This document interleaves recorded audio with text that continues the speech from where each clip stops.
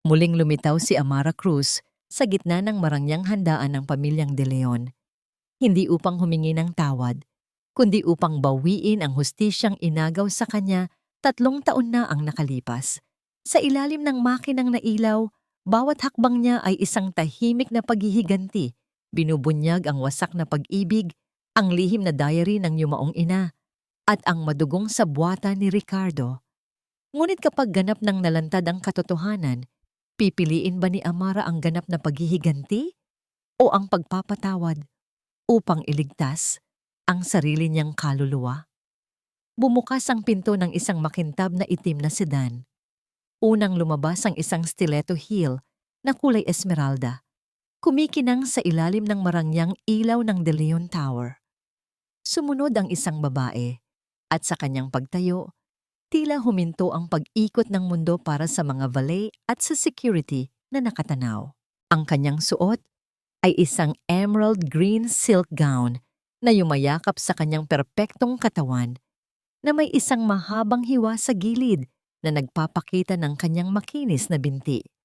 Simple lang ang kanyang alahas, ngunit sigaw nito ay karangyaan.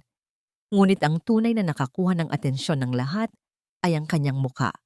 Isang muka na pamilyar, ngunit may daladalang aura na bago, mapanganib at hindi matinag. Ito si Amara Cruz, o mas kilala noon bilang ang babaeng dapat ay magiging isang De Leon. Habang naglalakad siya patungo sa grand entrance, bawat hakbang niya ay may bigat at layunin. Naramdaman niya ang pagbilis ng tibok ng kanyang puso, hindi dahil sa kaba, kundi dahil sa adrenaline.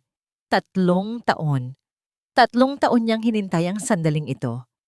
Itinaas niya ang kanyang kamay at hinaplos ang malamig na salamin ng pader ng gusali. Sa kanyang refleksyon, nakita niya ang imahe ng DLG Tower sa likod niya. Isang halimaw na gawa sa bakal at salamin na minsan ay sumimbolo sa kanyang mga pangarap at kalaunan sa kanyang pinakamasakit na bangungot. Hindi na ako ang babaeng iniwan ninyo, bulong niya sa sarili. Bago huminga ng malalim at naglakad papasok, bumukas ang malalaking pinto ng ballroom at para siyang isang reyna na muling umapak sa kanyang kaharian. Agad na napunta sa kanya ang halos lahat ng atensyon. Ang masayang tugtugin ng string quartet ay tila humina, at ang masiglang kwentuhan ng mga bisita ay napalitan ng mga bulungan. Sino yan? Ang ganda niya. Teka, parang kilala ko siya. Hindi ba't siya yung... Diyos ko, si Amara Cruz. Ang pangalan niya ay kumalat sa loob ng silid na parang apoy sa tuyong damo. Sa gitna ng entablado, nagbibigay ng kanyang talumpati si Don Ricardo De Leon, ang patriarch ng pamilya at ang bakal na haligi ng DLG. Natigil siya sa pagsasalita nang mapansin ang biglang pagbabago sa reaksyon ng kanyang mga panauhin. Sinundan niya ang kanilang mga tingin at doon, sa may pintuan, nakita niya ang multo ng nakaraan. Ngunit hindi ito isang multong kaawa-awa. Ito'y isang multong nagbalik na may kapangyarihan. Isang malamig at kalkuladong ngiti ang sumilay sa labi ni Don Ricardo habang bumababa siya ng entablado para salubungin ang hindi inaasahang bisita. Miss Cruz, bati niya. Ang boses ay magalang ngunit ang mga matay matalim na sumusuri.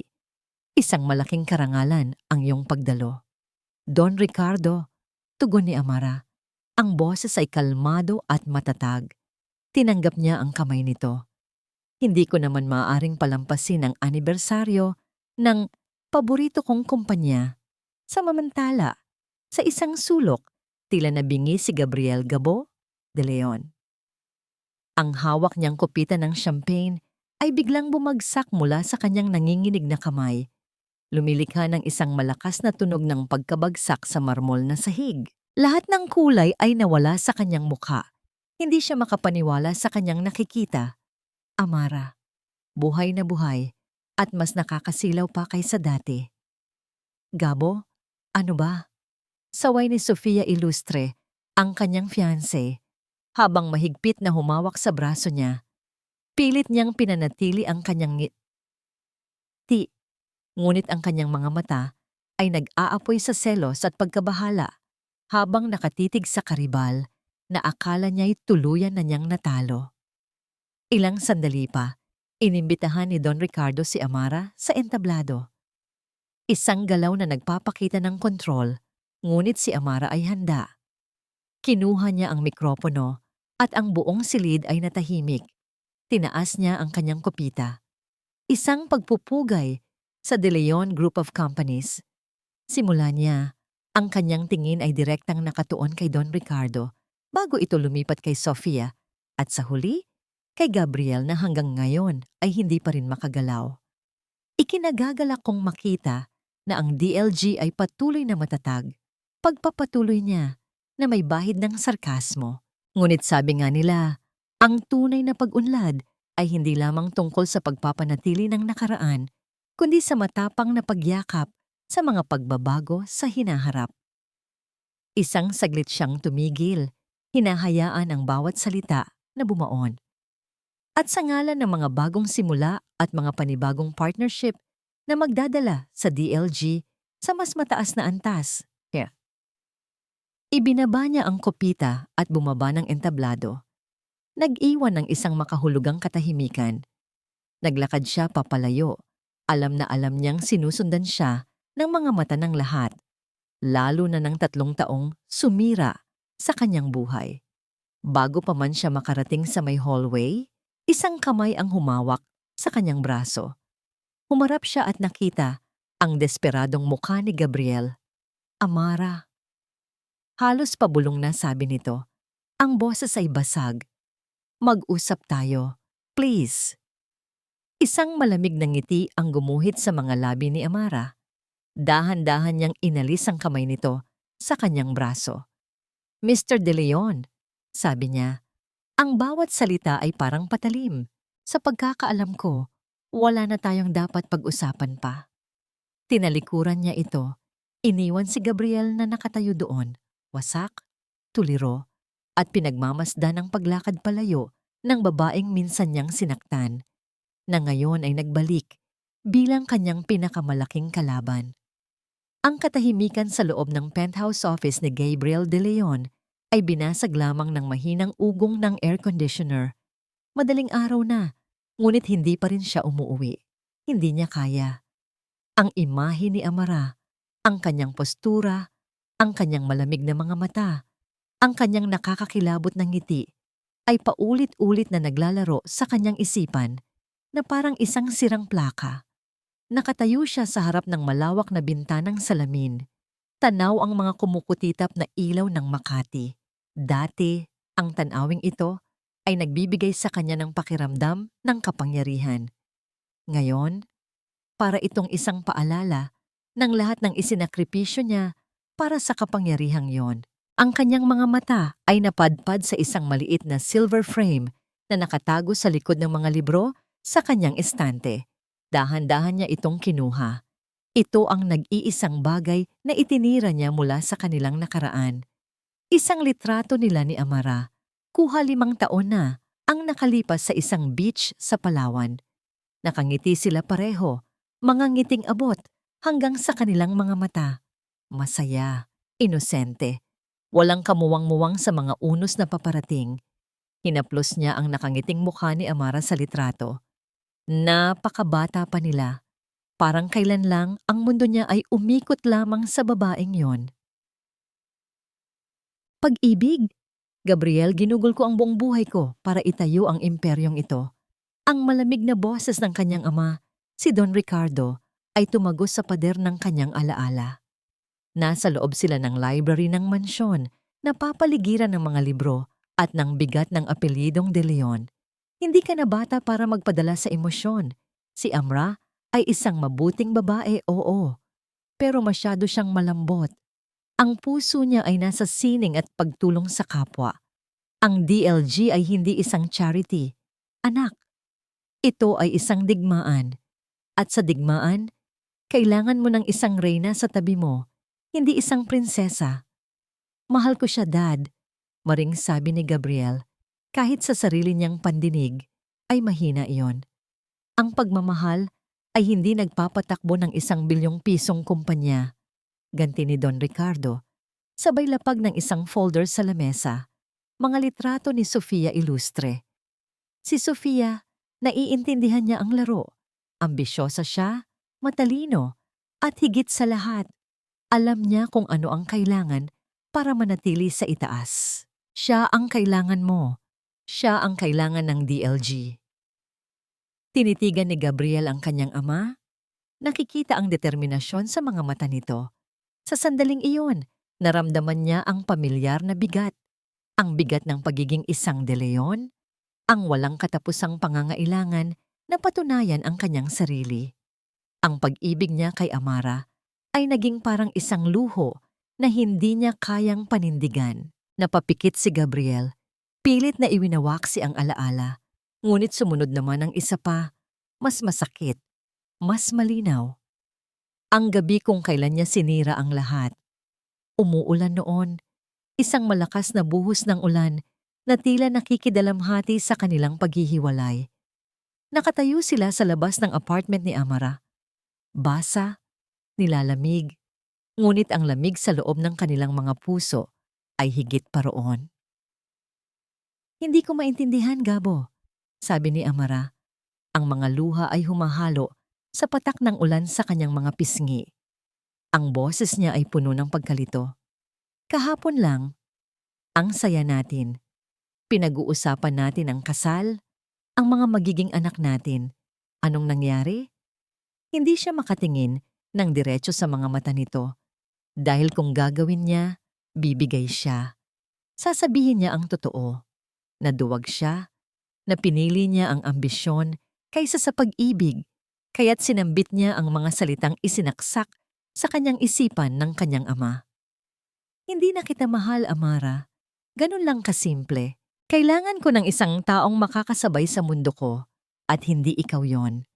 Nakita niya kung paano gumuho ang mundo ni Amara sa kanyang harapan. Ang sakit sa mga mata nito ay isang imaheng habambuhay niyang dadalhin. Napaluhod ito sa basang semento, umiiyak ng walang tunog habang siya'y tumalikod at naglakad palayo. Bawat hakbang ay parang isang pagtapak sa sarili niyang kaluluwa. Gabo? Darling, nandito ka pa pala! Ang boses ni Sofia ang pumutol sa kanyang masakit na pagbabalik-tanaw. Pumasok ito sa opisina. Dala ang kanyang signature scent na mamahalin at matamis. Lumapit ito at niyakap siya mula sa likod. Ipinatong ang baba nito sa kanyang balikat. Hindi ka makatulog dahil ba sa kanya? Malambing ang tanong, ngunit may pahiwatig ng pag-aakusa. Pagod lang ako, Sofia, sagot ni Gabriel. Dahan-dahang inalis ang pagkakayakap nito. Pakiramdam niya'y nasasakal siya. Maraming nangyari. Hayaan mo na siya. Isa lang siyang anino ng nakaraan. Sabi ni Sofia, hinawakan ang kanyang muka. Tayo ang hinaharap. Tandaan mo yan. Tayo ang mamumuno sa DLG. Ngumiti si Gabriel, isang pilit na ngiti, at hinalikan ito sa noo. Ngunit habang nakatingin siya sa mga mata ni Sofia, ang nakikita niya ay hindi ang kanilang hinaharap, kundi ang multo ng kanyang pinakamalaking pagkakamali. Kinabukasan, sa unang board meeting pagkatapos ng anibersaryo, naramdaman ng lahat ang pagbabago sa hangin. Pumasok si Amara sa boardroom kasama ang 2 foreign executive at umupo sa kabilang dulo ng mahabang lamesa, diretsong katapat ni Don Ricardo. Kalmado niyang ipinresenta ang mga paunang kondisyon ng kanilang investment partnership. At doon, ginawa niya ang kanyang unang atake. Regarding the Viridian Prime Real Estate Project, sabi ni Amara, ang kanyang boses ay malinaw at professional. Our firm suggests a complete overhaul of the current marketing strategy. The projected returns are underwhelming, considering the capital infused. Ang Viridian Prime ay proyektong hawak ni Sofia. Lahat ng mata ay napunta sa kanya. Namula si Sofia. The strategy is sound, Miss Cruz. It has been approved by the board. Approved, yes. But is it profitable? Putol ni Amara, hindi inaalis ang tingin sa kanya. Can you present to us the comprehensive risk assessment and the projected 5-year ROI based on the current market trends? I believe our international partners would be very interested to see the data backing your sound strategy. Biglang natigilan si Sofia. Ang kanyang lakas ay nasa koneksyon at pagmamanipula, hindi sa mga numero at technical na detalye. Nagpalingalinga siya, naghahanap ng tulong mula kay Gabriel, mula kay Don Ricardo, ngunit walang makapagsalita. Si Amara ay nakatingin pa rin sa kanya, matiyaga. Ang kanyang mga mata ay parang isang mandaragit na naghihintay sa kanyang biktima na gumawa ng maling galaw. Ang katahimikan sa loob ng silid ay nakakabingi. Sa unang pagkakataon, sa harap ng buong board of directors, si Sofia Ilustre ay napahiya at walang masabi. Ang pagpapahiya kay Sofia sa boardroom ay simula pa lamang. Alam ni Amara na ang kanyang ginawa ay parang pag-alog sa isang pugad ng mga ahas. Ngayon, kailangan niyang maging handa sa kanilang mga kagat. Kinabukasan habang nagkakape sa kanyang bagong opisina sa DLG Tower, isang strategic move na iginiit ng kanyang firm para masubaybayan ang investment. Isang breaking news alert ang lumabas sa kanyang laptop screen. Controversial na US investor, may itinatagong iskandalo.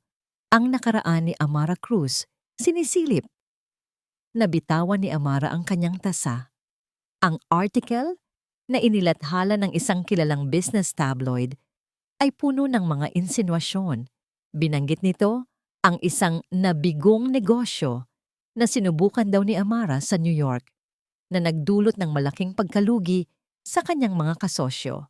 Walang pangalan, walang detalye, puro mga mapanirang puring pahiwatig. Isang malinis at profesional na hatchet job. Sofia! Bulong ni Amara sa sarili habang mariing nakakuyom ang kanyang kamao. Hindi niya kailangan ng ebidensya. Alam niyang ito ang ganti ng babae. Isang ganting duwag na idinadaan sa paninira sa dilim.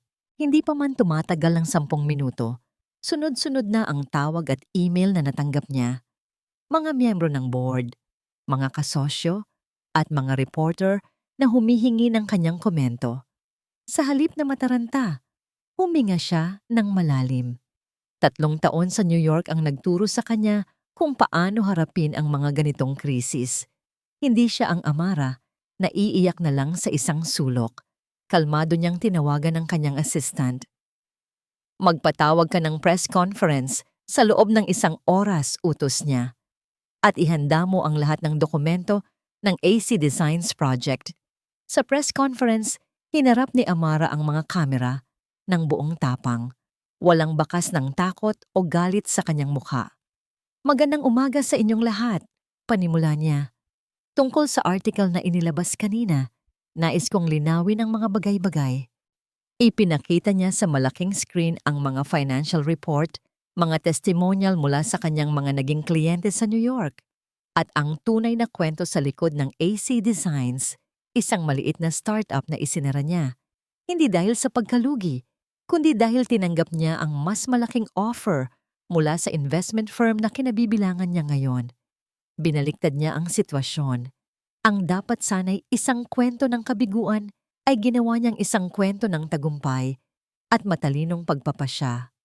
Ang paninira ay sandata ng mga taong walang ibang kakayahan. Pagtatapos niya na may direktang tingin sa kamera na para bang kinakausap niya mismo si Sofia. Ako at ang kumpanyang aking kinakatawan ay naninindigan sa integridad at katotohanan. Tapos na ang press con. Hindi pa siya tapos. Pagbalik niya sa opisina, may naghihintay na sa kanya. Si Don Ricardo de Leon. Nakaupo ito sa visitor's chair na para bang siya ang nagmamay-ari ng lugar. Ang kanyang presensya ay mabigat at nakakakilabot. Magaling, sabi ni Don Ricardo. Ang kanyang mga daliri ay magkasalikop sa ibabaw ng kanyang tuhod. Magaling kang sumagot sa media, manang-mana ka sa iyong ina. Napatigil si Amara, bihira nitong banggitin ang kanyang ina. Hindi ko alam kung yan ay isang papuri o isang insulto. Ituring mo itong isang babala, sabi ng matanda. Ang kanyang boses ay bumaba, naging mas mapanganib. Alam ko kung ano ang ginagawa mo, Amara. Ang pagbabalik mo, ang partnership na ito, hindi ito tungkol sa negosyo. Ito ay tungkol sa nakaraan. Itigil mo na habang maaga pa. Maraming paraan para makuha ang gusto mo nang hindi winawasak ang lahat. Winasak? Isang mapait na tawa ang kumawala sa bibig ni Amara. Don Ricardo, hindi ako ang nagsimula ng pagwasak na ito. Pinulot ko lang ang mga piraso ng buhay ko na winasak ninyo.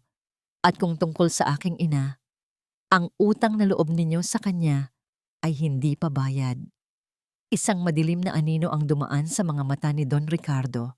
Huwag mong banggitin ang mga bagay na hindi mo naiintindihan. Oo, pero gusto kong maintindihan, sagot ni Amara. Lumapit siya sa kanyang mesa at umupo. Ngayon ay magkapantay na sila ng tingin.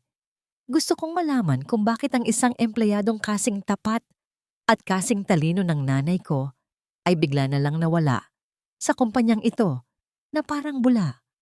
At gagawin ko ang lahat para malaman iyon.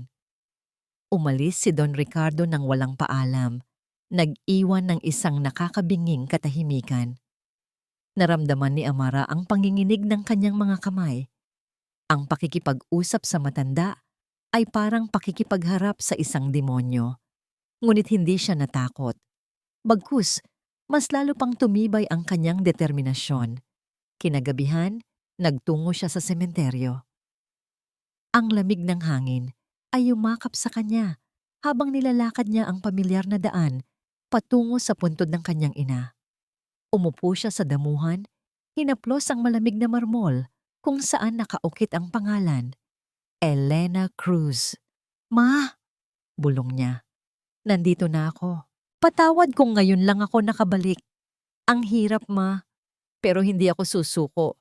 Para sa'yo, para sa hustisyang hindi mo nakuha, aalamin ko ang totoo. Habang nag-aayos ng mga bulaklak, bumalik sa kanyang isipan ang huling pag-uusap nila ng kanyang ina bago ito pumanaw dahil sa isang biglaang atake sa puso. Isang atake na sinisisi ni Amara sa stress at depresyon na idinulot ng pag-alis nito sa DLG. Tila may gusto itong sabihin tungkol sa kumpanya, ngunit hindi na nito nagawa. Sa kanyang pag-uwi, dala ang bigat sa kanyang dibdib. Dumaan siya sa kanilang lumang bahay para kunin ang ilang mga naiwang gamit. Sa ilalim ng isang baul ng mga lumang libro, nakita niya ang isang bagay na matagal na niyang kinalimutan. Isang maliit, leather-bound na diary. Ang diary ng kanyang ina. Nanginginig ang mga kamay na binuksan niya ito. Karamihan sa mga nakasulat ay tungkol sa kanyang trabaho, mga ideya, mga pangarap para sa DLG. Ngunit sa mga huling pahina, ang sulat kamay ng kanyang ina ay naging magulo. Tila nagmamadali. Nabasa niya ang mga salitang paulit-ulit na isinulat. Proyektong Anino. Ricardo? Panganib. Ano ang proyektong Anino? Bago pa man niya masuri ang lahat, isang text message ang dumating sa kanyang telepono mula sa isang hindi rehistradong numero. I'm sorry. 2 salita lang, ngunit sapat na para malaman ni Amara kung kanino ito galing, Gabriel. Kasunod ng text ay isang email.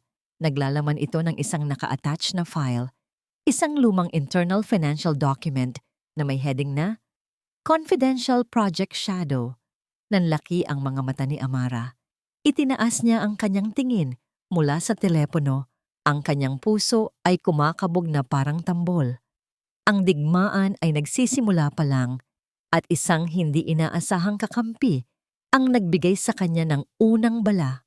Ang pagpapadala ng email na yon kay Amara ay parang isang pagtalon sa bangin para kay Gabriel. Hindi niya alam kung ano ang nag-udyok sa kanya. Konsensya, pagsisisi, o isang desperadong pangangailangan na malaman ang katotohanan. Ang alam lang niya, habang tinititigan niya ang pangalan ng kanyang ina sa lumang dokumento, ay may isang malaking kasinungalingan sa pundasyon ng kanyang buhay. Ang Project Shadow ay isang land development deal na pinangunahan ng kanyang ina na biglang kinansela. Ayon sa dokumento, ito'y dahil sa financial instability. Ngunit ang mga numerong nakita ni Gabriel ay nagsasabing ito'y napaka-profitable sana. Ito rin ang huling proyekto ng kanyang ina bago ito mag-resign. Ang kanyang pagdududa ay lalong lumalim ng gabing iyon sa mansyon. Pababa siya para kumuha ng tubig nang marinig niya ang mga boses mula sa library. Boses ng kanyang ama at ni Sofia. Hindi niya sinasadyang makinig, ngunit ang tensyon sa kanilang mga salita ay pumigil sa kanyang mga paa. Masyado siyang mapanganib, Ricardo. Nakita mo ang ginawa niya sa board meeting. Narinig niyang sabi ni Sofia, ang boses ay hindi na malambing, kundi puno ng inis. Kontrolado ko ang sitwasyon, sagot ni Don Ricardo, kalmado ngunit may bigat. Ang kailangan mo lang gawin ay manatili sa iyong papel. Huwag kang gagawa ng kahit anong padalos-dalos, katulad ng ginawa mo sa tabloid. Kailangan kong gumawa ng paraan. Paano kung malaman niya ang totoo? Tungkol sa nangyari noon, hindi niya malalaman, mariing sabi ni Don Ricardo. Matagal nang nakabaon ang isyong yan. Ang problema ay ang anak ni Elena. Kamukhang kamukha niya ang kanyang ina, matigas ang ulo at hindi natatakot. Kailangan nating mag-ingat. Anak ni Elena. Ang nakaraan. Ang mga salitang iyon ay tumatak sa isip ni Gabriel. Hindi na ito simpleng corporate rivalry. May mas malalim, mas madilim na sikreto. Kinabukasan, hinarap niya si Sofia sa kanilang kondo. Ikaw ba ang nagpakalat ng article tungkol kay Amara? Diretsong tanong niya. Agad na nagbago ang ekspresyon ni Sofia. Ang kanyang mukha ay naging maamo at ang kanyang mga mata ay nagsimulang mamasa. Gabo, bakit mo naman iisipin yan? Ginawa ko lang yun para protektahan ka, para protektahan ang pamilya natin. Nasasaktan ako na makita kang apektado pa rin sa kanya. Hindi iyan ang sagot sa tanong ko, Sofia. Oo, ako na. Pag-amin nito, kasabay ng pagtulo ng luha. Pero ginawa ko yon dahil mahal kita. Ayokong hayaan ang babaeng yon na sirain ang lahat ng pinaghirapan natin. Lumapit ito at yumakap sa kanya. Hindi mo ba nakikita? Ginagamit ka lang niya. Pamilya mo pa rin kami. Ako ang kakampi mo dito. Naramdaman ni Gabriel ang pamilyar na bitag, ang mga luha, ang mga salitang tayo at pamilya. Pero sa pagkakataong ito, hindi na ito tumatalab. May lamig na gumapang sa kanyang puso. Dahil sa kanyang lumalaking hinala, nagpasya siyang hanapin ang isang tao mula sa nakaraan. Si Mang Tony, ang dating executive assistant at kanang kamay ng kanyang ina. Matapos ang ilang tawag, nahanap niya ito sa isang maliit na karinderya sa Marikina, malayo sa kumikinang na mundo ng Makati. Umupo si Gabriel sa isang simpleng upuan, kaharap ang matandang lalaki na gulat sa kanyang pagdating. Sir Gabriel, sabi ni Mang Tony habang pinupunasan ang kamay sa kanyang apron. Ano po ang maipaglilingkod ko sa inyo? Mang Tony, gusto ko lang po sanang magtanong tungkol kay Mama. Nag-iba ang timpla ng mukha ni Mang Tony. Naging maingat ito. Matagal na po yon, sir. Alam ko po, pero kailangan kong malaman, bakit po talaga siya umalis sa DLG? Tumingin si Mang Tony sa paligid na para bang may nakikinig. Ibinaba niya ang kanyang boses.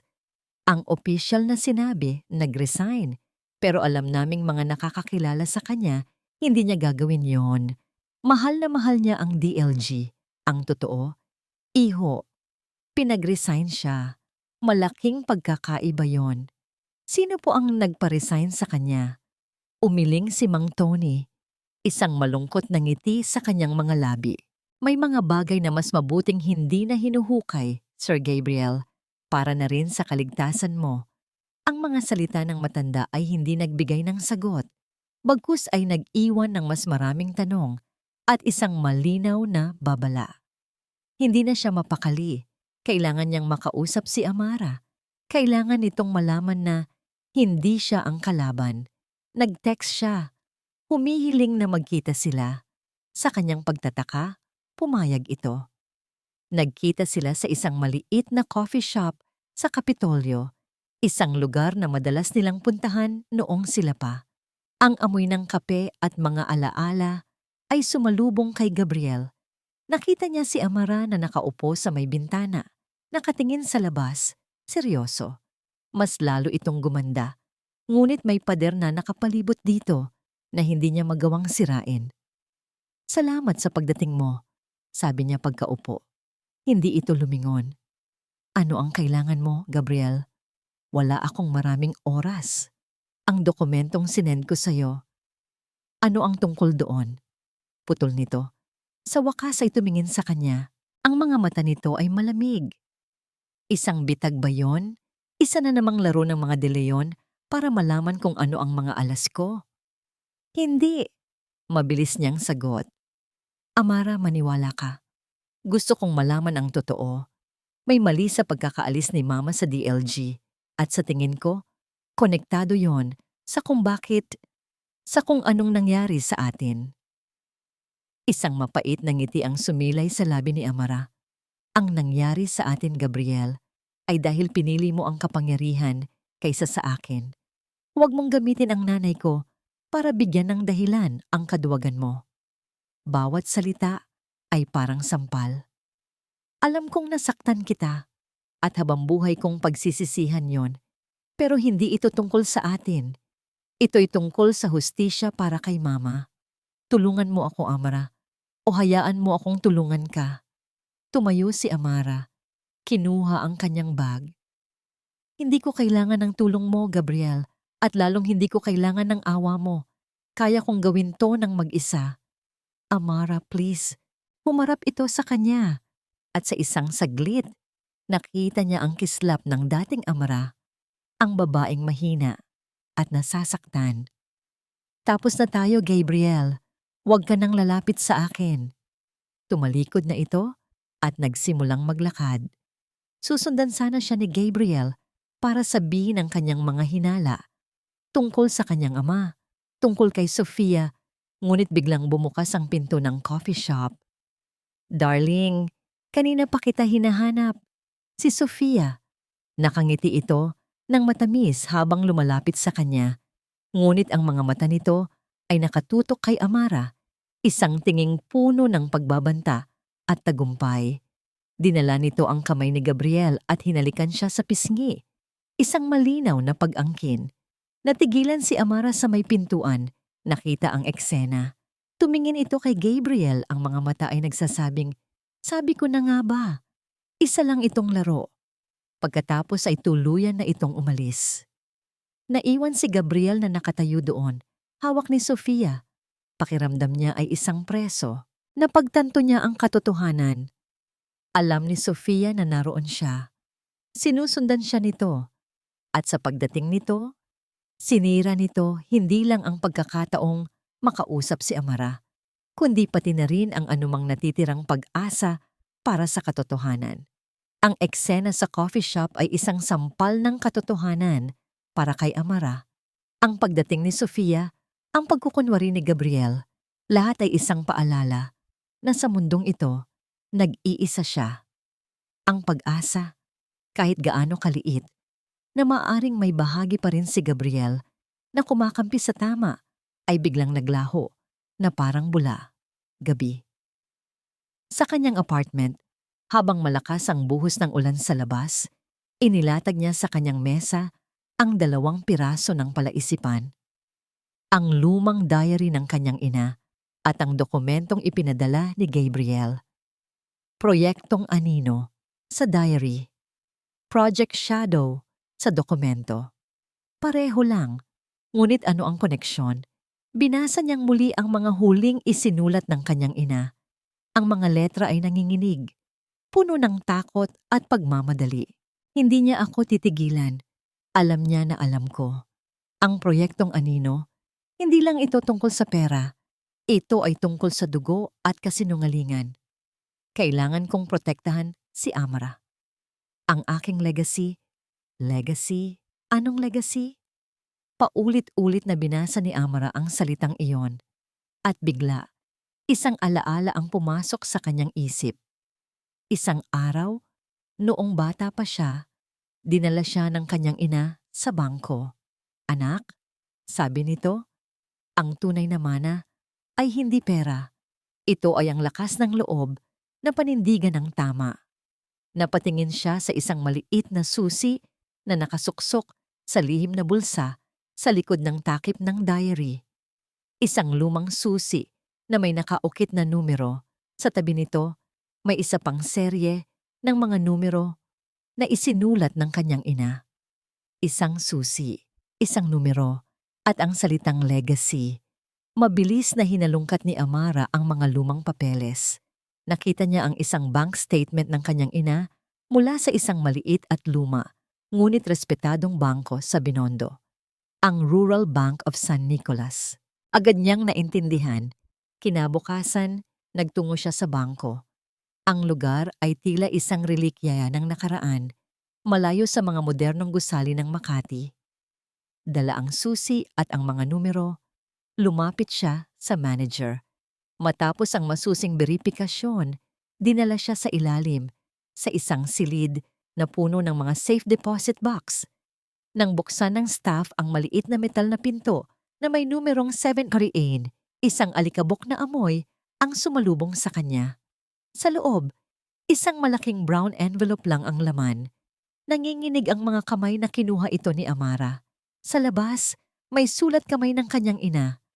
Para sa aking Amara, kung sakaling kailanganin mo ng lakas. Bumalik siya sa kanyang kotse bago binuksan ang sobre. Sa loob, may mga kopya ng mga dokumento, mga land title, mga bank transfer, mga notarized na testimonya, at sa ibabaw ng lahat, isang maikling sulat. Anak ko. Parang may isang baldeng nagyayelong tubig ang ibinuhos sa kanya. Pag-uwi niya, inilatag niya ang lahat. Ang diary, ang dokumento mula kay Gabriel, at ang mga bagong ebidensya mula sa safe deposit box. Dahan-dahan, ang buong larawan ay nabuo sa kanyang isipan, at ang katotohanan ay mas masahol pa kaysa sa kanyang inaakala. Ang timeline, ang pagtuklas ng kanyang ina sa anomalya ay nangyari eksakto sa mga linggo kung kailan nagsimulang magbago si Gabriel, ang mga araw kung kailan sinimulan ni Don Ricardo na payuhan. Ang anak nito na si Amara ay hindi sapat para sa kanya. Isang malamig na kilabot ang gumapang sa kanyang likuran. Hindi lang ito tungkol kay Sofia na mas ambisyosa. Si Sofia ay isang maginhawang dahilan, isang piyesa sa mas malaking laro.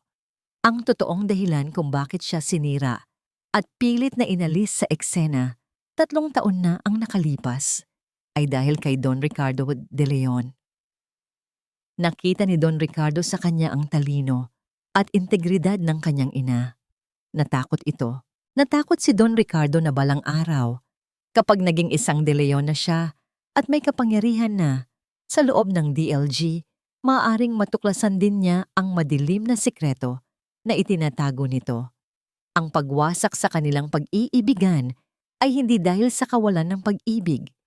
Ito ay isang preemptive strike, isang kalkuladong pagpatay sa isang banta bago pa man ito mabuhay. Ang sakit ng pagkakanulo na naramdaman niya ay dumoble, trumiple. Hindi lang puso niya ang dinurog, ang buong pagkatao niya ay sadyang pinagplanuhang sirain para protektahan ang kasalanan ng isang tao. Si Gabriel ay hindi lang isang duwag na mangingibig, siya ay isang sundalo na sinunod ang utos ng kanyang general. At si Sofia ay ang nangiting ibinigay sa sundalo bilang gantimpala. Ang kanyang kalaban ay hindi ang kanyang dating kasintahan. Ito ay ang ama nito. Isang imperyo na itinayo sa kasinungalingan. Isang halimaw na nagkukubli sa likod ng isang kagalang-galang na pangalan. Habang nakaupo siya sa dilim, napapaligiran ng mga ebidensya ng kasalanan, biglang tumunog ang kanyang telepono. Isang hindi pamilyar na numero. Nag-atubili siyang sagutin. Ngunit may nag-udyok sa kanyang gawin ito. Hello? Katahimikan sa kabilang linya, maliban sa mahinang paghinga. Sino to? Tanong niya ulit. Isang garalgal at mahinang boses ng isang lalaki ang sumagot. Si Miss Amara Cruz po ba ito? Ako nga. Sino po sila? Nagkaroon ulit ng isang sandaling katahimikan na para bang nag-iipon ng lakas ng loob ang nasa kabilang linya. At pagkatapos, sinabi nito ang mga salitang nagpatindig sa lahat ng balahibo sa kanyang katawan. Alam ko ang ginawa nila sa nanay mo. Click! Nawala ang tawag. Naiwan si Amara na hawak ang telepono. Ang kanyang puso ay bumibilis. Ang kanyang isipan ay nagliliyab. Ang digmaan ay nagbago na ng anyo. At isang misteryosong estranghero ang nagbukas ng panibagong pinto sa madilim na pasilyo ng nakaraan. Para kay Sofia Ilustre, ang bawat araw mula nang bumalik si Amara ay isang bangungot. Ang kanyang posisyon, ang kanyang impluensya, ang atensyon ni Gabriel, lahat ng bagay na pinaghirapan niyang agawin ay tila dahan-dahang nawawala sa kanyang mga kamay.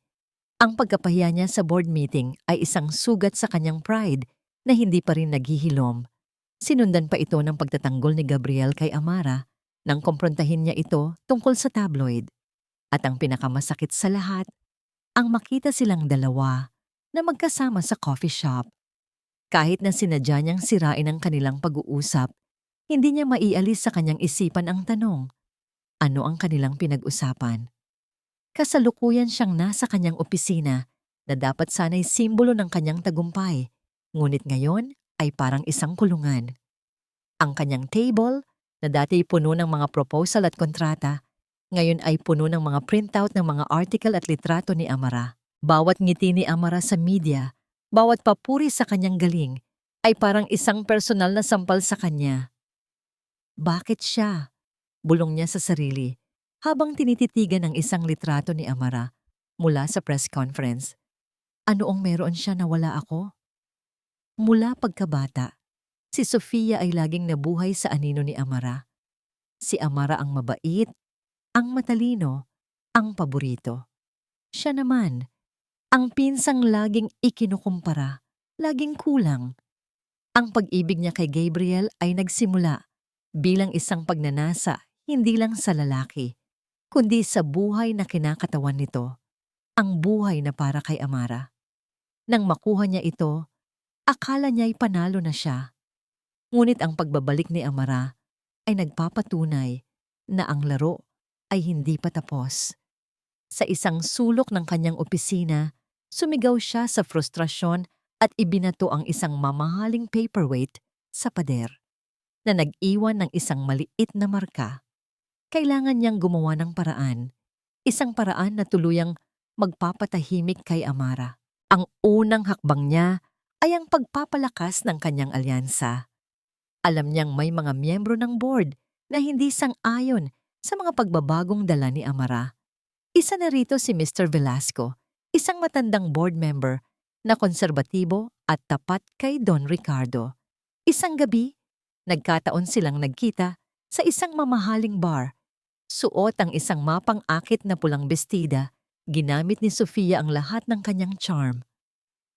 Mr. Velasco, sabi niya, habang inilalapit ang kanyang upuan. Nakakabahala ang mga nangyayari sa DLG. Ang dayuhang impluwensya ni Miss Cruz, baka hindi ito makabuti para sa kumpanya sa katagalan. Sang-ayon ako, Hija, sabi ng matanda, na halatang natutuwa sa atensyon na ibinibigay sa kanya. Masyadong agresibo ang babaeng iyon.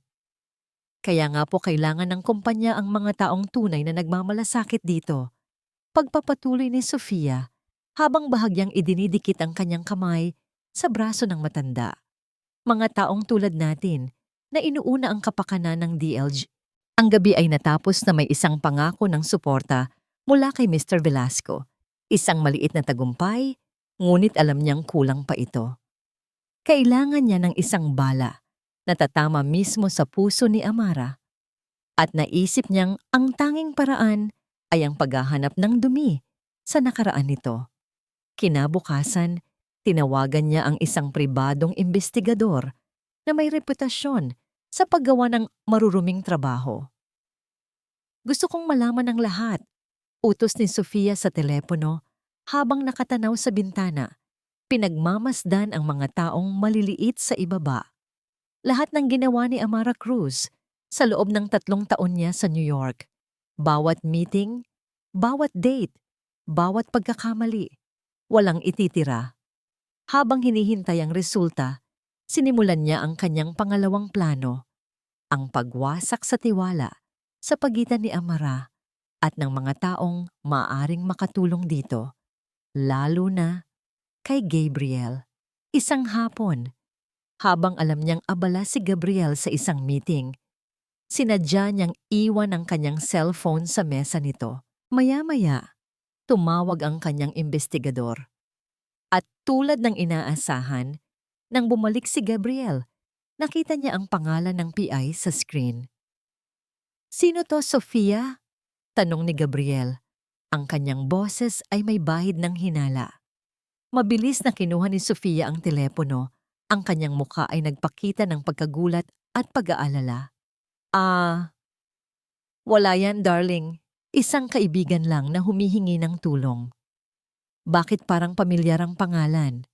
Huwag mo na lang isipin," sabi niya, sabay halik sa pisngi nito. Ngunit ang binhi ng pagdududa ay naitanim na. Ilang araw pa ang lumipas, pumasok ang investigador sa kanyang opisina. Dala ang isang manipis na folder. "Wala akong masyadong makita, ma'am," sabi ng lalaki.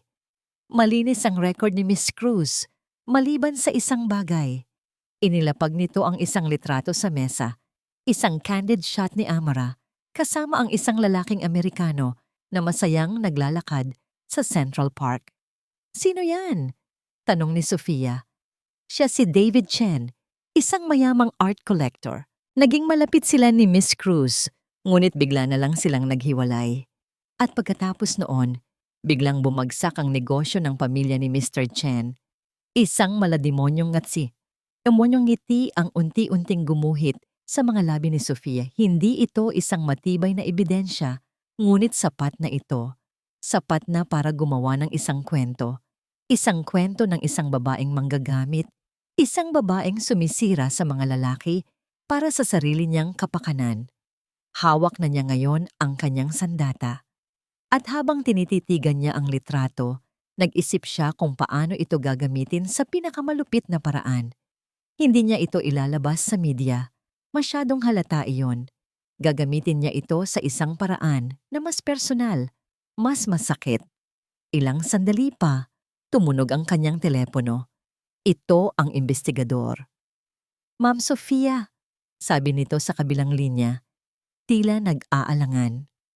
"May isa pa pala akong nalaman. Tila hindi lang po si Mr. Chen ang posibleng koneksyon.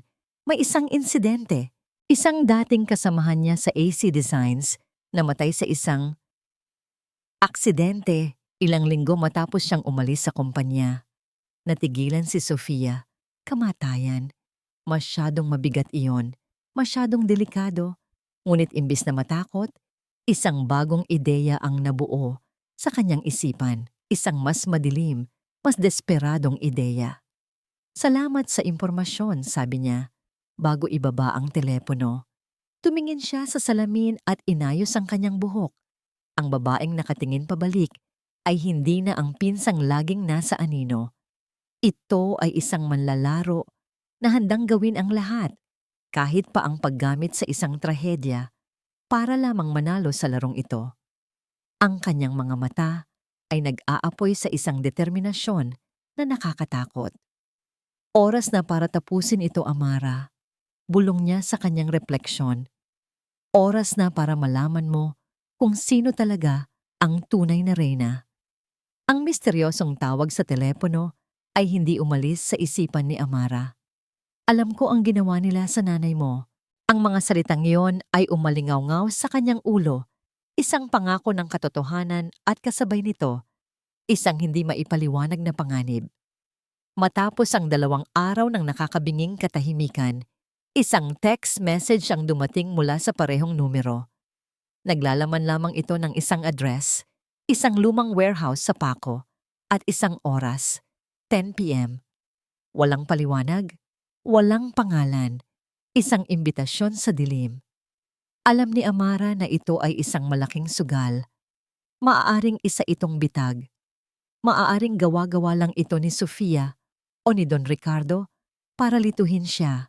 Ngunit ang tinig sa telepono, mayroon itong bigat ng katotohanan. Isang bigat na hindi niya maaaring baliwalain. Ang kanyang uhaw para sa hustisya ay mas matindi kaysa sa kanyang takot. Dumating siya sa lugar 15 minuto bago ang takdang oras. Ipinark niya ang kanyang kotse sa isang madilim na eskinita, malayo sa mismong warehouse. Pinatay niya ang makina at nagmatiyag. Ang lugar ay tiwangwang, napapaligiran ng mga abandonadong gusali. Tanging ang sinag ng buwan at ang ilaw mula sa isang sirang poste ang nagsisilbing liwanag.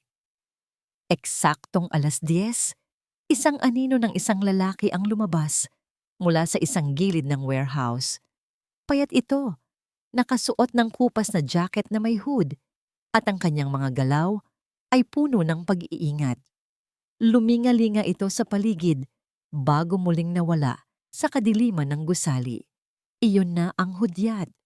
Huminga ng malalim si Amara, kinuha ang kanyang pepper spray at maingat na bumaba ng kotse. Bawat tunog, ang alulong ng aso sa malayo, ang kaluskos ng mga basurang tinatangay ng hangin, ay nagpapakaba sa kanya. Dahan-dahan siyang pumasok sa warehouse. Ang amoy ng alikabok at kalawang ang sumalubong sa kanya. Isang bombilya lang ang nakasindi sa gitna. Lumilikha ng mahahabang at nakakatakot na mga anino. "Sino ka?" tanong ni Amara sa kawalan. Ang kanyang boses ay umalingaw-ngaw sa malawak na espasyo. "Hindi na mahalaga kung sino ako," sagot ng isang pamilyar na boses mula sa likod ng mga nakatambak na kahon. Ito ang boses sa telepono. "Ang mahalaga ay ang mga nalalaman ko." Dahan-dahang lumabas ang lalaki mula sa anino. Nang matamaan ng ilaw ang kanyang mukha, agad siyang nakilala ni Amara. Bahagyang tumanda, mas payat, at may takot sa mga mata, ngunit siya pa rin iyon. "Mang Ruben?" Bulong ni Amara, hindi makapaniwala.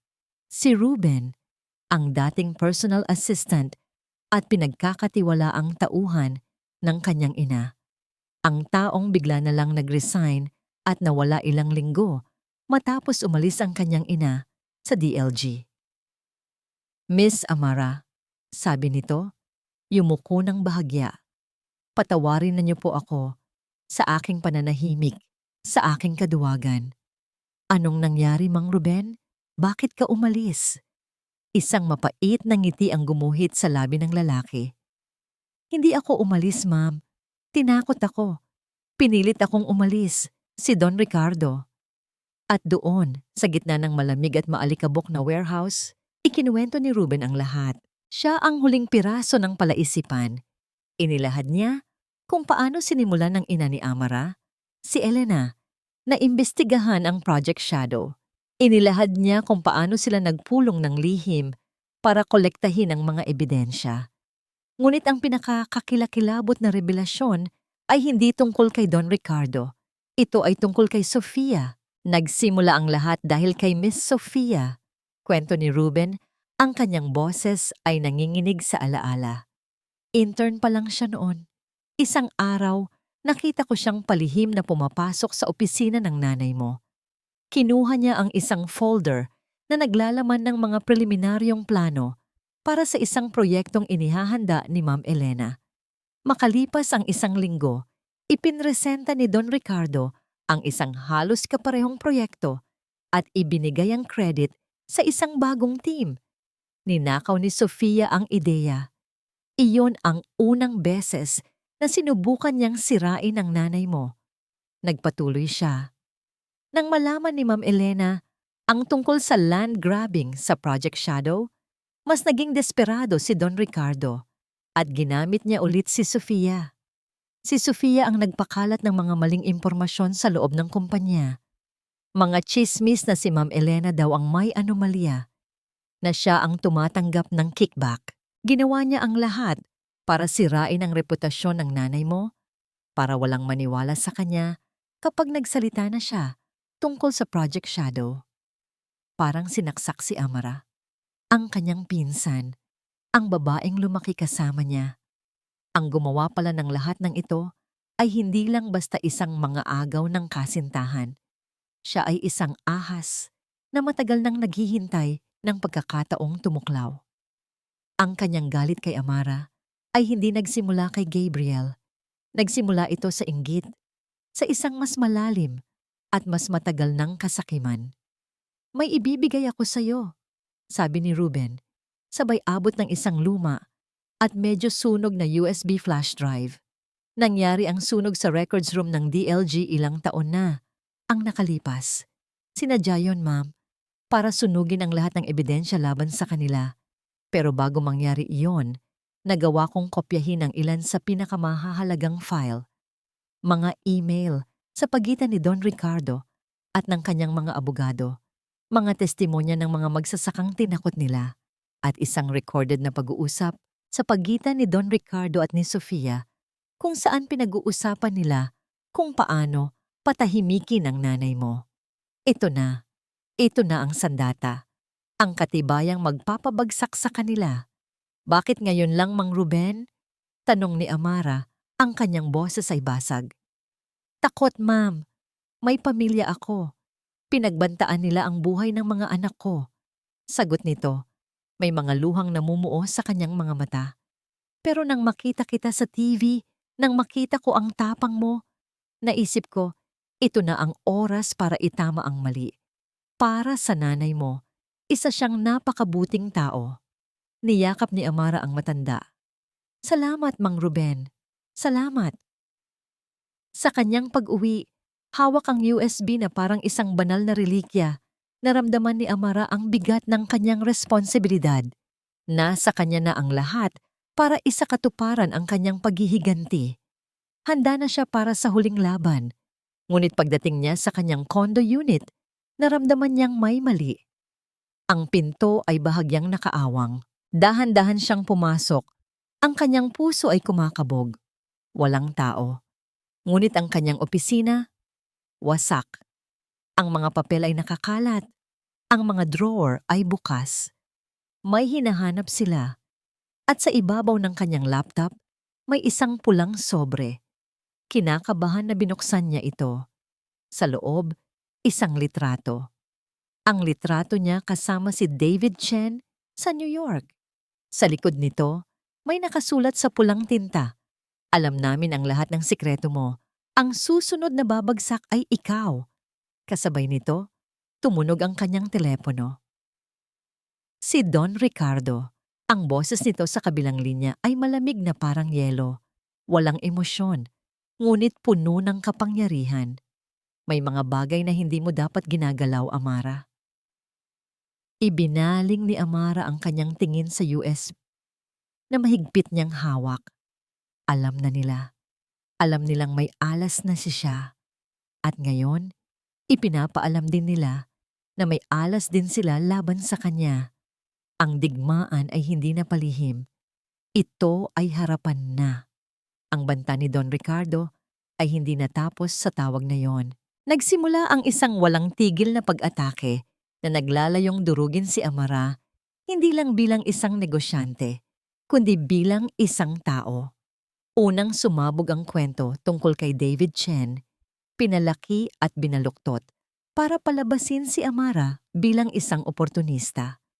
Ngunit ang tunay na lason ay ang kasunod na ibinato ni Don Ricardo, isang kasinungalingan na kahit si Amara ay hindi inakalang magagawa nito. Ginamit nila ang kwento ng kanyang dating kasamahan sa AC Designs na namatay sa aksidente. Sa tulong ng mga binayarang testigo at mga pekeng dokumento, pinalabas nila na ang pagkamatay ng lalaki ay isang suicide at ang dahilan ay ang di umano'y panggigipit at pagnanakaw ng ideya na ginawa ni Amara. Isang araw, pagpasok ni Amara sa DLG, sinalubong siya ng mga reporter. Ang balita ay nasa lahat na ng dako. Mula sa isang respetadong investor, Ang imahe niya ngayon ay isang corporate monster, isang babaeng handang pumatay para sa tagumpay. Ang USB na hawak niya ay tila wala ng silbi. Paano siya paniniwalaan ng mga tao kung ang kanyang sariling kredibilidad ay wasak na? Ang pinakamasakit ay ang reaksyon sa loob ng DLG. Ang mga board members na dati sumusuporta sa kanya ay biglang umiwas. Ang mga empleyadong dati humahanga sa kanya ay ngayoy pinagbubulungan siya sa mga pasilyo. Ang kanyang pangalan ay naging isang sumpa. Para kay Gabriel, ang mga akusasyon laban kay Amara ay parang isang suntok sa sikmura. Hindi siya makapaniwala. Hindi yun yung Amara na minahal niya. Ngunit ang mga ebidensya na ipinakita ng kanyang ama ay napakakumbinsi. Isang pekeng suicide note, mga pekeng email, isang perpektong pagkakasala na walang butas. Isang gabi, sa opisina ng kanyang ama, hinarap niya ito. "Dad, hindi ito totoo," sabi ni Gabriel. Ang kanyang boses ay nanginginig sa galit at pagkalito. "Hindi ito kayang gawin ni Amara." "Gabriel, buksan mo ang iyong mga mata," sabi ni Don Ricardo. Ang kanyang muka ay isang maskara ng pag-aalala. "Marahil hindi mo talaga siya kilala. Ang kapangyarihan ay nakapagpapabago ng tao. Ginagawa ko ito para protektahan ang pangalan ng pamilya. Ang pangalan mo." Muli, ginamit ni Don Ricardo ang salitang pamilya. At sa pagkakataong ito, mas malakas ang epekto nito. Nag-aalangan si Gabriel. Paano kung totoo nga? Paano kung ang sakit na idinulot niya kay Amara ay nagbago dito? At ginawa itong isang halimaw? Ang huling dagok ay dumating sa isang emergency board meeting. Isang pulong na isinagawa para pagpasyahan ang kapalaran ni Amara sa DLG. Pumasok si Amara sa boardroom. Ang kanyang ulo ay nakataas. Ngunit ang bigat ng buong mundo ay nasa kanyang mga balikat. Nakita niya ang mga mapanghusgang tingin. Nakita niya si Sofia na may isang nagwawaging ngiti. At nakita niya si Gabriel na hindi makatingin ng diretso sa kanya.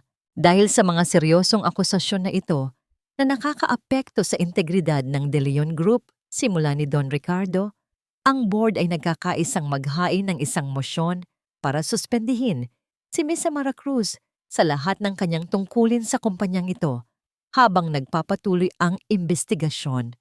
Bumoto ang lahat. Isa-isa, itinaas nila ang kanilang mga kamay pabor sa mosyon hanggang sa dalawa na lang ang natira, si Gabriel at si Amara. "Gabriel?" tanong ni Don Ricardo. Ang kanyang boses ay isang utos. Lahat ng mata ay napunta kay Gabriel. Ito ang kanyang sandali ng pagpapasya. Tumingin siya kay Amara at sa mga mata nito, nakita niya ang sakit, ang pagod, at isang kislap ng pagsusumamo. "Huwag, Gabo. Huwag pati ikaw." Ngunit sa kanyang tabi, naramdaman niya ang kamay ni Sofia sa ilalim ng mesa, isang paalala ng kanyang tungkulin.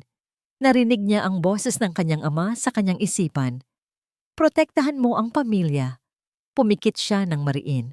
Ang bigat ng pagiging isang De Leon. Ang takot na biguin ang kanyang ama. Ang kahihiyang idudulot nito sa kanilang pangalan. Lahat ay bumagsak sa kanya. Dahan-dahan, itinaas niya ang kanyang kamay. Isang kolektibong paghinga ang narinig sa silid. Para kay Amara, ang pagtaas ng kamay na yon ay mas masakit kaysa sa lahat ng paninira. Ito ang huling pagkakanulo, ang huling saksak. Mula sa taong, sa kaibuturan ng kanyang puso, ay umasa pa rin siyang maniniwala sa kanya. Ang mosyon ay aprobado. Anunsyo ni Don Ricardo. Tumayo si Amara. Hindi siya nagsalita. Hindi siya umiyak. Isang nakakakilabot na katahimikan ang bumalot sa kanya. Tiningnan niya si Gabriel sa huling pagkakataon. Isang tinging walang emosyon na para bang tumitingin sa isang estranghero. Pagkatapos ay tumalikod siya at naglakad palabas. Habang naglalakad siya sa pasilyo na dati nilalakaran niya ng may kapangyarihan, 2 security guard ang sumalubong sa kanya. "Ma'am, kailangan po naming samahan kayo palabas ng gusali." Sa bawat hakbang palabas, naramdaman ni Amara na nawawala ang lahat. Ang kanyang reputasyon, ang kanyang posisyon, ang hustisya para sa kanyang ina, at ang huling piraso ng kanyang tiwala sa sangkatauhan. Nang makalabas siya sa grand lobby ng DLG Tower, bumuhos ang malakas na ulan na para bang ang langit ay nakikidalamhati sa kanya. Nakatayo siyang mag-isa sa gitna ng unos, basang-basa, walang masilungan. Lahat ay nawala.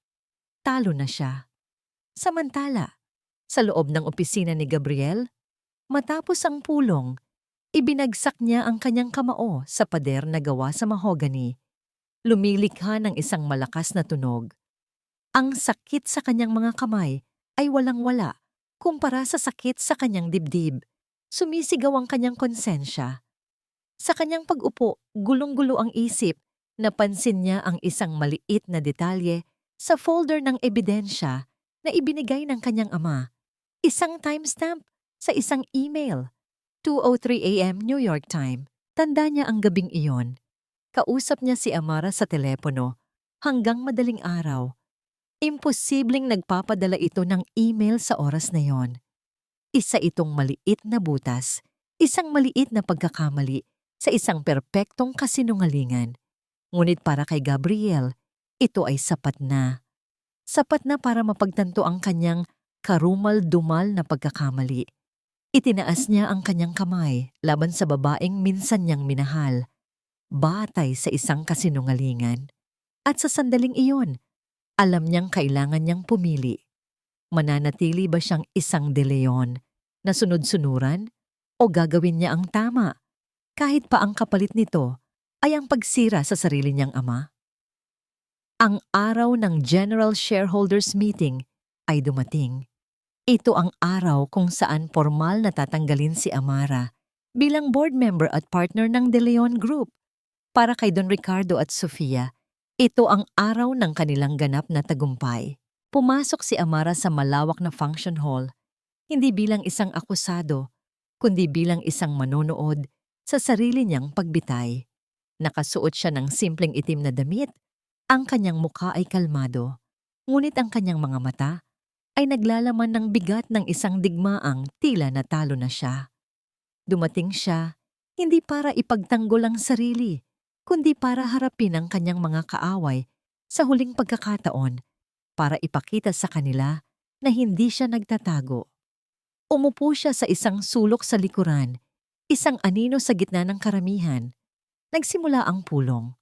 Ipinakita ni Don Ricardo ang mga nagawa ng DLG, ang mga plano para sa hinaharap. At sa wakas, dumating siya sa agenda ng araw, ang permanenteng pagpapatalsik kay Amara Cruz. Dahil sa mga seryosong isyu ng integridad na naglalagay sa pangalan ng ating kumpanya sa alanganin. Panimula ni Don Ricardo, ang kanyang boses ay puno ng pekeng kalungkutan. Sa bigat ng aking puso, kailangan nating pagtibayin ang desisyon ng board. Si Sofia, na nakaupo sa tabi ni Gabriel sa harap, ay may isang maliit, halos hindi mapansing na ngiti ng tagumpay sa kanyang mga labi. Ngunit bago pa man matapos ni Don Ricardo ang kanyang sasabihin, isang boses ang pumutol sa kanya. Sandali, lahat ay napalingon. Si Gabriel De Leon, sa unang pagkakataon, ay tumayo laban sa kanyang ama sa harap ng daan-daang tao. May kailangan tayong linawin bago tayo magpatuloy, sabi ni Gabriel. Ang kanyang boses ay nanginginig sa simula, ngunit unti-unting tumatatag. Nagulat si Don Ricardo. Gabriel, umupo ka. Hindi ito ang oras para... Ito po mismo ang tamang oras, Dad. Putol ni Gabriel. Tumingin siya sa mga shareholders sa board at sa namumutlang mukha ni Sofia. Ang mga akusasyon laban kay Miss Amara Cruz ay kasinungalingan. Isang paninirang puri na binuo para sirain siya. Isang malakas na bulungan ang pumuno sa silid. Si Amara, mula sa kanyang kinauupuan, ay napatitig, hindi makapaniwala. Anong pinagsasasabi mo, anak? Galit na tanong ni Don Ricardo. Nawawala na ang kanyang composure. Ang katotohanan, Dad, Ang katotohanang matagal mo nang itinatago, sagot ni Gabriel. Kinuha niya ang isang remote at sa malaking screen sa likod ng entablado, sa halip ng mga financial chart, lumabas ang isang audio file. Click. Masyado siyang mapanganib, Ricardo. Paano kung malaman niya ang totoo tungkol sa nangyari noon? Ang boses ni Sofia, malinaw at puno ng pag-aalala, ay umalingaw-ngaw sa buong silid. Hindi niya malalaman. Matagal nang nakabaon ang isyong yan. Ang kalmadong boses ni Don Ricardo ang sumunod. Nagkagulo ang mga tao. Napakapit ng mahigpit si Sofia sa kanyang upuan. Ang lahat ng kulay ay nawala sa kanyang mukha. Ito ay isang recording ng pag-uusap nila ilang linggo na ang nakalipas, paliwanag ni Gabriel. At ano ang issue na matagal nang nakabaon? Ito po. Nag-flash sa screen ang mga dokumento ng Project Shadow, ang mga testimonya ng mga magsasaka, ang mga bank transfer, lahat ng ebidensya ng land grabbing scheme ni Don Ricardo. At sino ang tumulong sa kanya para itago ang lahat ng ito? Pagpapatuloy ni Gabriel, ang kanyang tingin ngayon ay nakatuon kay Sofia. Nag-flash sa screen ang isang lumang log file mula sa DLG server. Ito po ang access log ng computer ni Mrs. Elena Cruz. Maraming taon na ang nakalipas. At ito, sabi niya, habang isang pangalan ang na-highlight sa pula, ay ang pangalan ng nag-iisang tao bukod sa kanya na nagbukas ng kanyang mga file nang walang pahintulot. Ang intern na si Sofia Ilustre. Hindi! Hindi totoo yan! Sigaw ni Sofia. Napatayo. Ang kanyang muka ay puno ng takot at desperasyon. Gawa-gawa niya lang ang lahat ng yan. Sinisiraan niya kami dahil mahal pa rin niya ang babaeng yan. Hindi na ito tungkol sa pagmamahal, Sofia. Malamig na sabi ni Gabriel. Ito ay tungkol sa katotohanan. Ipinakita niya ang huling piraso ng ebidensya, ang pekeng email na may maling timestamp. At ito ang nagpapatunay na ang lahat ng ibinato ninyo kay Miss Cruz ay gawa-gawa lamang. Ang buong silid ay nasa ganap na kaguluhan. Ang mga miyembro ng board ay hindi makapaniwala. Si Don Ricardo ay napasandal sa kanyang upuan. Tila biglang tumanda ng 10 taon, talunan at walang masabi. Si Sofia, sa kanyang desperasyon, ay tumakbo papalapit kay Gabriel. Gabo, please! Huwag mong gawin to sa akin. Sa atin. Mahal kita. Ngunit ang tiningnan ni Gabriel ay hindi na ang babaeng kanyang pakakasalan, kundi isang estranghera. Tapos na, Sofia. Sa gitna ng kaguluhan, isang miyembro ng board ang tumayo. Imomotion ko ang isang vote of no confidence laban kay Chairman Ricardo de Leon. Sang-ayon ako. Sigaw ng isa pa. Habang nagaganap ang pagboto na siyang wawasak sa imperyo ng kanyang ama. Dahan-dahang bumaba ng entablado si Gabriel. Nilagpasan niya ang nagmamakaawang si Sofia at ang kanyang nagimbal na ama. Hinanap ng kanyang mga mata ang nag-iisang taong mahalaga sa sandaling iyon. Nakita niya si Amara, nakatayo pa rin sa likuran. Ang mga luha ay tahimik na dumadaloy sa kanyang mga pisngi. Mga luha hindi ng kalungkutan, kundi ng pagkamangha, ng kaluwagan. Naglakad si Gabriel palapit sa kanya. Walang salitang namutawi. Tinitigan lang nila ang isa't isa. Sa gitna ng pagguho ng isang kahariang itinayo sa kasinungalingan. Sa mga mata ni Gabriel, nakita ni Amara ang isang taong sa wakas ay pinili ang tama. Isang taong handang isakripisyo ang lahat para sa katarungan. Ang paghihiganti niya ay natupad na, ngunit hindi sa paraang inaakala niya. Hindi sa pamamagitan ng kanyang sariling mga kamay, kundi sa pamamagitan ng pagsisisi at katapangan ng taong minsan nang sumira sa kanya. Ang mga sumunod na linggo ay naging isang malaking bagyo sa mundo ng negosyo sa Pilipinas. Si Don Ricardo de Leon ay sa pilitang pinagretiro. Ang kanyang pangalan ay nabahira ng kahihiyan. Ang mga kasong sibil at kriminal ay isinampa laban sa kanya at sa mga kasabwat niya sa Project Shadow. Si Sofia Ilustre, matapos ang isang huling desperadong pagtatangkang manira pa, ay nawala na lang na parang bula. Iniwan ang lahat ng gulo at nagtago mula sa batas. Sa gitna ng lahat ng ito, sa pamamagitan ng isang unanimous na desisyon mula sa nabagong board of directors at sa suporta ng kanyang investment firm, si Amara Cruz ang itinalagang bagong chairperson at CEO ng De Leon Group of Companies. Ang unang araw niya sa opisina ng chairman, ang mismong opisina kung saan minsan siyang binantaan ni Don Ricardo, ay surreal. Ang amoy ng mamahaling leather at lumang kahoy ay pareho pa rin, ngunit ang bigat sa hangin ay napalitan ng isang pakiramdam ng pag-asa. Lumakad siya patungo sa malaking bintana, kaparehong bintana kung saan madalas tumayo si Gabriel at tinanaw ang buong Makati. Ngayon, ang tanawing ito ay hindi na sumisimbolo sa sakit, kundi sa isang panibagong simula. Isang hapon, habang abala siya sa pag-aaral ng mga dokumento, isang pamilyar na anino ang tumambad sa kanyang pintuan. Si Sofia.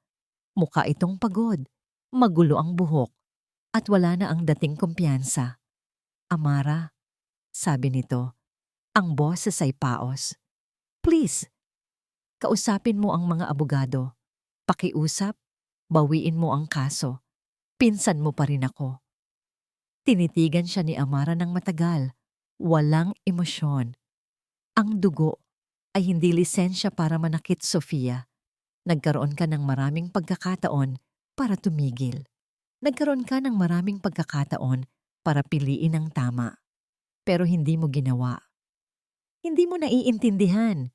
Umiiyak na, sabi ni Sofia. "Lagi na lang ikaw. Ikaw ang magaling. Ikaw ang bida. Ang gusto ko lang naman ay maranasan kahit konti ng kung anong meron ka." "Ang meron ako, Sofia," mahinahong sabi ni Amara, "ay pinaghirapan ko. Hindi ko inagaw. At ang hustisya, hindi sa akin yan. Utang yan sa lahat ng taong sinaktan at ginamit mo, kasama na ang nanay ko. Hayaan mong ang batas ang humusga sa'yo." Tumalikod si Amara, isang senyales na tapos na ang usapan. Umalis si Sofia na umiiyak, at sa pagkakataong yon, wala nang naramdamang galit si Amara. Wala lang.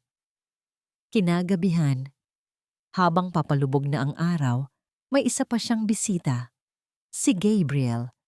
Ito ang unang pagkakataon na nag-usap sila ng masinsinan mula noong shareholders meeting.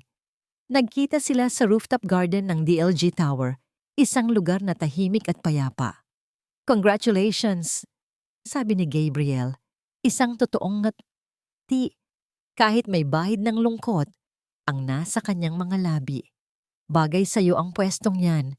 Ito ang dapat na nangyari noon pa." "Salamat," sagot ni Amara. "Salamat sa ginawa mo, Gabriel. Alam kong hindi naging madali yon. Iyon ang pinakamaliit na magagawa ko matapos ang lahat," sabi niya. Sumandal sa railings at tumingin sa malayo. "Aalis na ako, Amara." Napatingin si Amara sa kanya. "Aalis?" "Oo, aalis ako sa DLG, sa bansa. Kailangan kong hanapin ang sarili ko, malayo sa anino ng pangalan ko, malayo sa anino ni Papa. Kailangan kong bumuo ng isang bagay na sarili ko, sa tamang paraan." Tumango si Amara. Naintindihan niya. "Patawarin mo ako," bulong ni Gabriel. Sa wakas ay tumingin sa kanyang mga mata. "Sa lahat ng sakit, sa lahat ng gabi na pinaiyak kita, sa pagiging duwag ko, patawad." Sa pagkakataong ito, naramdaman ni Amara ang sinseridad. Nakita niya sa mga mata nito hindi lang ang pagsisisi, kundi ang tunay na pagbabago.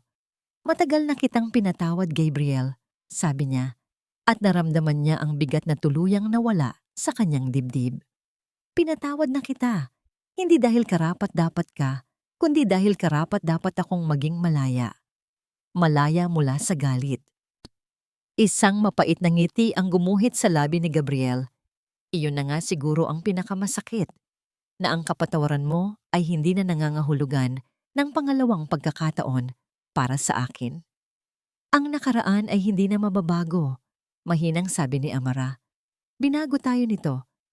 Hindi na tayo ang dalawang taong nagmahalan sa Palawan. At ayos lang yon. Tumayo sila roon ng ilang sandali. Sa isang komportableng katahimikan, pinapanood ang paglubog ng araw sa huling pagkakataon bilang Amara at Gabriel ng nakaraan. Bago umalis, may inabot si Gabriel na isang maliit na sobre. Para sa'yo, mula sa mga gamit ni Mama, sabi niya, ibigay ko raw sa'yo kapag handa ka na. Nang gabing iyon, sa kanyang apartment, binuksan ni Amara ang sobre. Isa itong sulat. Ang sulat ng kanyang ina na isinulat bago pa man mangyari ang lahat. Ang katahimikan sa apartment ni Amara ay malalim. Ang ingay ng syudad sa labas ay tila hindi makapasok. Ang tanging naririnig niya ay ang pagtibok ng sarili niyang puso habang hawak-hawak ang sobreng iniwan ni Gabriel, ang huling piraso ng kanyang ina na hindi pa niya nahahawakan. Ang papel ay lumana, bahagyang naninilaw sa mga gilid, ngunit ang sulat kamay sa labas ay malinaw at pamilyar.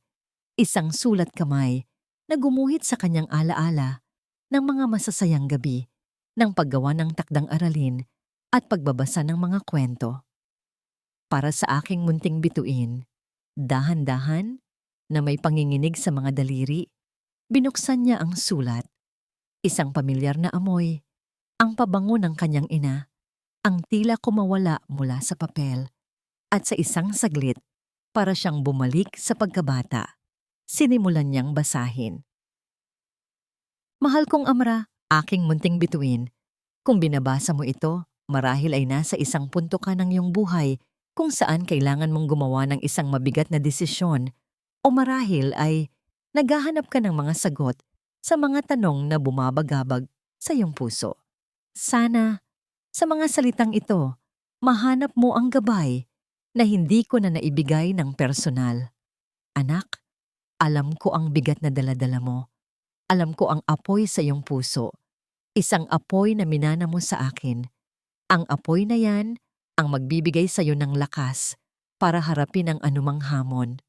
Ngunit gusto kong malaman mo na ang apoy ay maaaring magbigay liwanag o maaari itong manunog nang walang itinitira. Biglang pumasok sa isipan ni Amara ang isang alaala.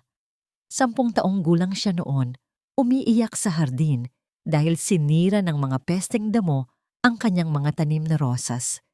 Lumapit ang kanyang ina, hindi para alisin ang mga damo, kundi para umupo sa tabi niya. Ang galit, anak, sabi ni Elena, habang dahan-dahang binubunot ang isang damo, ay parang ganito. Kung hahayaan mo siyang lumaki, sasakalin niya ang lahat ng magagandang bulaklak sa iyong puso. Nagpatuloy si Amara sa pagbabasa. Ang mga luha ay nagsisimula nang mamuo sa kanyang mga mata. Marahil, sa mga panahong ito, ang puso mo ay puno ng pagnanais na itama ang mga pagkakamali ng nakaraan. Marahil ay gusto mong makita ang mga taong nanakit sa'yo na magbayad. Naiintindihan ko yan, anak. Higit kanino man. Ngunit gusto kong pakinggan mo ang huling habilin ng iyong ina. Ang buhay ay masyadong maikli para gugulin sa pagtatanim ng galit. Oo, ipaglaban mo ang tama. Oo, bawiin mo ang nararapat na sayo. Ngunit kapag nakuha mo na ang hustisya, huwag kang titigil doon. Huwag mong hayaang ang paghihiganti ang maging katapusan ng iyong kwento. Lagi mong tatandaan, huwag mong hayaang ang kanilang kadiliman ang magdikta sa kulay ng iyong mundo. Patawarin mo sila, hindi para sa kanila, kundi para sa iyong sarili. Palayain mo ang iyong puso. Mahal na mahal kita, noon, ngayon, at magpakailanman. Nagmamahal, Mama. Sa huling salita, hindi na napigilan ni Amara ang pag-agos ng kanyang mga luha. Ngunit hindi ito mga luha ng sakit o galit. Ito ay mga luha ng paglaya. Ang bigat na matagal na niyang pasan-pasan. Ang tungkulin na maghiganti. Ang galit na nagpaalab sa kanya sa loob ng 3 taon ay unti-unting nawala. Inanod ng kanyang mga luha. Niyakap niya ang sulat sa kanyang dibdib at sa katahimikan ng kanyang silid, humikbi siya hanggang sa maubos ang lahat ng sakit na natira. Sa wakas, ang huling sugat ay naghilom na. Kinabukasan, maagang maaga, nagtungo siya sa sementeryo. Ang sumisikat na araw ay nagbibigay ng isang ginintuang liwanag sa paligid. Dala ang isang pompon ng puting rosas, lumapit siya sa puntod ng kanyang ina. Inilapag niya ang mga bulaklak sa tabi ng pangalan nito. Ngumiti siya, isang ngiting totoo at payapa pa. Naiintindihan ko na, Ma, bulong niya sa hangin. Naiintindihan ko na po ang lahat. Kinuha niya ang sulat mula sa kanyang bulsa at maingat na inilagay sa ibabaw ng marmol, sa ilalim ng mga bulaklak. Salamat po. Salamat sa pagpapalaya sa akin. Tumayo siya roon. Hinayaan ang sinag ng araw na yakapin siya. Sa unang pagkakataon, sa loob ng napakatagal na panahon, wala siyang naramdamang bigat, walang galit, walang plano ng paghihiganti. Tanging kapayapaan. Tumingin siya sa kalangitan, huminga ng malalim, at ngumiti. Malaya na ako.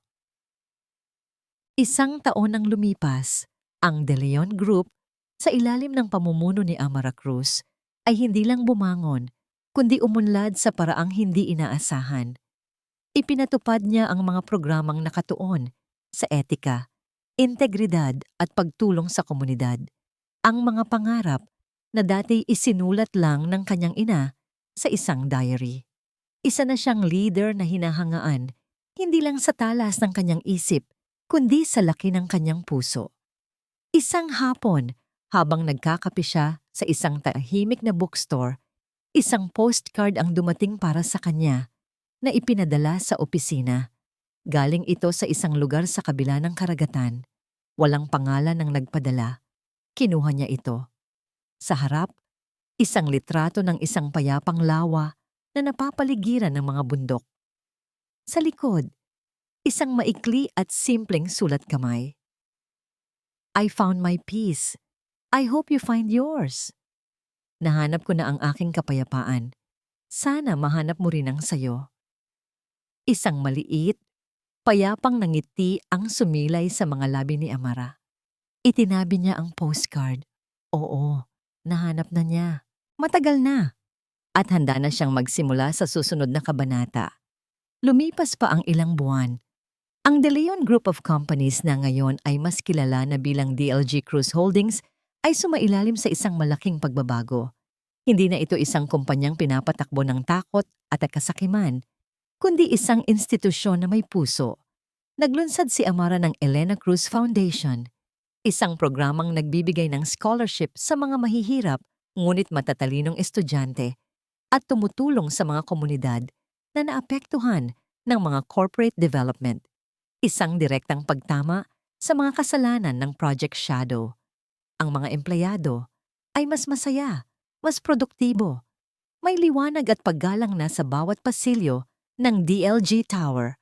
Nahanap ni Amara ang tagumpay, hindi sa pamamagitan ng paghihiganti, kundi sa pamamagitan ng pagbabago. Ngunit ang tunay na pagbabago ay makikita hindi sa boardroom, kundi sa katauhan mismo ni Amara.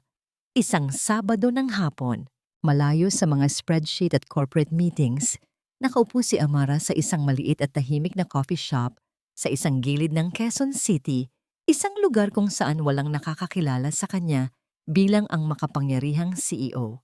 Nakasuot lang siya ng simpleng puting bestida at sandals. Ang kanyang buhok ay nakalugay lang at sa kanyang mukha, wala nang bakas ng tensyon o galit na minsan ay naging maskara niya. Ang tanging naroon ay kapayapaan. Hawak niya ang isang libro tungkol sa sining ng kintsugi, ang sining ng mga Hapon sa pag-aayos ng mga basag na banga gamit ang ginto, na naniniwalang ang mga bitak at pag-aayos ay bahagi ng kasaysayan ng isang bagay at dapat ipagdiwang, hindi itago. Para sa kanya, perpektong simbolo ito ng kanyang buhay. Habang abala siya sa pagbabasa, isang lalaki na may dalang 3 libro at isang tasa ng kape ang nagmamadaling dumaan sa kanyang mesa. Sa kanyang pagmamadali, nasagi nito ang maliit na mesa. Oops! Gumalaw ang tasa. Sa isang slow motion na pangyayari, nakita ni Amara kung paano tumagilid ang tasa at ang mainit na kape ay dahan-dahang bumuhos. Diretso sa pahina ng librong kanyang binabasa. Ay naku, miss! Sorry! Sabi ng lalaki. Ang kanyang boses ay puno ng pagkataranta. Mabilis niyang inilapag ang kanyang mga gamit at kumuha ng tissue para subukang punasan ang natapong kape. Pasensya ka na talaga. Ang clumsy ko. Tumingin si Amara mula sa nabasang libro patungo sa lalaki. Matangkad ito. Marahil ay isang arkitekto o artist base sa kanyang suot na simpleng linen shirt at sa mga librong dala nito tungkol sa disenyo. Ngunit ang nakakuha ng kanyang atensyon ay ang sinseridad at hiya sa mga mata nito. Sa halip na mainis, isang maliit na tawa ang kumawala sa bibig ni Amara. Isang tunay at magaan na tawa. Nagulat din siya sa sarili niyang reaksyon. Ang dating Amara ay siguradong sisimangot at magagalit. Ngunit ang bagong Amara ay nakita ang katatawanan sa sitwasyon. Ayos lang, sabi niya. Papel lang naman to. At saka, mukhang kailangan ko na rin ng bookmark. Napakamot sa ulo ang lalaki, bahagyang namumula. Nakakahiya talaga. Sige, ganito na lang. Bibilhan na lang kita ng bago. Seryoso. Wag na. Okay lang talaga. Ngiti ni Amara. Hindi ako papayag. Giit nito na may ngiti na ring sumisilay sa kanyang labi. Ako si Miguel nga pala. Amara? Sagot niya. Amara. Ulit ni Miguel na para bang tinitikman ang pangalan. Alam ko na. Para makabawi ako, payagan mo akong ilibre ka ng kape o kaya palitan ng libro mo o pareho. Tinitigan ni Amara si Miguel. Mayroong isang bagay sa kanya na magaan at totoo. Walang agenda. Walang pagkukunwari. Isang simpleng pakikipag-ugnayan na matagal na niyang hindi naranasan. Naramdaman niya ang isang kaba sa kanyang dibdib. Isang kabang hindi dahil sa takot o tensyon, kundi dahil sa pananabik. Ngumiti si Amara. Isang ngiting ngayon ay abot na hanggang sa kanyang mga mata. Isang ngiting nagpapaliwanag sa buong coffee shop. Isang nangiting nagsasabi na handa na siyang buksan ang isang bagong kabanata. Isang pahinang blangko pa, naghihintay na sulatan ng isang bagong kwento. Sige, sabi niya. Isang kape. Pero sa susunod na araw na siguro? Lumiwanag ang mukha ni Miguel. Talaga? Sige. Isang karangalan. Ang huling eksena ay ang pagngiti ni Amara habang pinagmamasdan si Miguel na kumukuha ng kanyang numero sa telepono. Ang digmaan ay tapos na. Ang mga sugat ay naghilom na. At ang babaeng minsan ay bumalik para sa paghihiganti ay sa wakas na tagpuan ang kanyang tunay na tagumpay. Hindi sa pagpapabagsak sa kanyang mga kaaway, kundi sa pagpapalaya sa kanyang sarili at sa pagiging handa na muling umibig.